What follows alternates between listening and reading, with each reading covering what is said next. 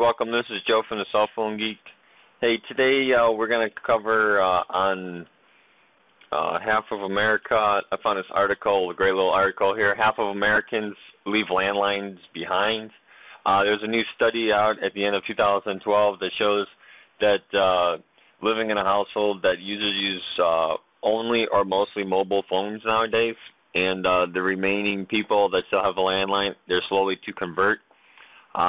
I think part of this is because of the price of landlines seem to be pretty steady. They're kind of pricey, but not real outrageous, and most people already have a smartphone, and they don't see why they need to pay for a landline and for a cell phone, especially if it's only one or two people in the house, or if everybody in the house already has a wireless phone or a cell phone or smartphone, then there's really no need then for a landline in the house.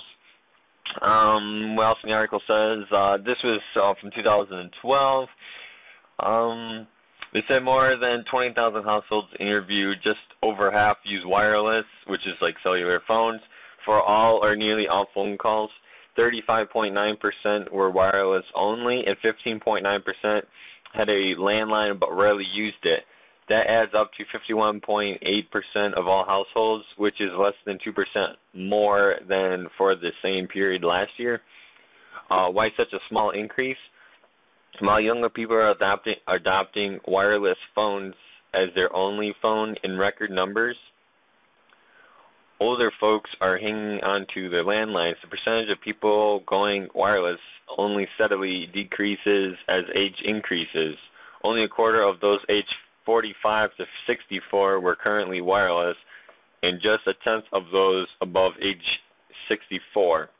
That said, every age segment saw their wireless-only population increase by between 1 and 5%. The highest percentage of wireless-only users appeared to be among adults living with unrelated adult roommates, 75.9%, almost 3 times the proportion of people living only with spouses or other adult family, but down slowly from last year's numbers. So young people in population dense areas, especially renters and people with low income, are happy to leave behind the expense and inconvenience of a landline. But for people who have had a landline for years, relatively few choose to abandon it. The rest of the study include methods, and many more statistics can be found at the CDC's website. This was written for the NBC News Digital, which was by Devin Koldewey, I believe is how you pronounce the last name, Mr. C. So a lot of people are switching, it sounds like, from their landlines to cordless phones, I guess cordless phones, but to cellular phones. So that could be like your smartphone or your flip phone. You don't need your landline anymore. They're saying a lot of people, if they already have a landline in their house, then most likely they're going to be keeping it for a while. But if they're a renter or if they just move into a home, most likely they're just going to use their cell phone and not sign up for a landline. The nice thing about a cell phone, of course, is you can get a lot of unlimited packages here for right about $100 a month, which is nice. And then you don't have to worry about, because landlines, they charge you fees if you want to call long distance, if you want caller ID, if you want multiple voicemail boxes, whereas if you have a cell phone or a smartphone, you get all that stuff. It's all included in the price, which is very nice. I know you pay a little bit more, but it's better than paying for a landline and for a cell phone. But then, of course, there's a downside. If you don't have a landline and you have an emergency, cell phones, yes, they are getting better, and the smartphones, they are getting better.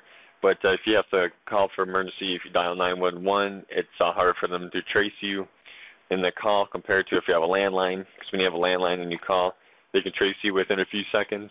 With a cell phone or smartphone, it's not as easy for them to track you. Also, if there's like a natural disaster, like I know recently we've had a few, like Hurricane Sandy.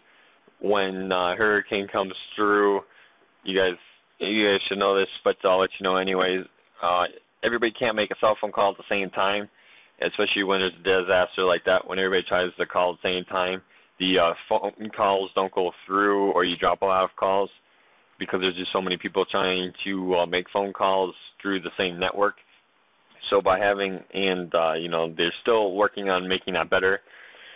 But if you have a landline, the phone company is already set up to handle if everybody were to call at the same time. Your landline would be able to handle it as long as it wasn't destroyed through the hurricane. I know if the phone company gets hit with a hurricane, your landline probably won't be working very well. But if it doesn't get hit, you can still use your landline to make out calls. So that's one nice thing about having a landline. Is in a natural disaster, it's more likely to work. You have a higher chance of a landline working in a natural disaster than you do a cell phone. So that would be one good reason why you'd want to keep your landline. Also, if anything else nationally were to happen and they needed to take over the cell phone towers for emergency purposes only, everybody with a cell phone would lose out on their cell phone, and it would only be used for people for emergencies. And then everybody would be switching back to a landline. That probably won't happen in the near future, but you never know. So there's some good information here. You can check it out. I'll put the link in the description down below the video here. Don't forget to like and subscribe, and I hope you're enjoying these videos. Have a great day, and I'll see you next time.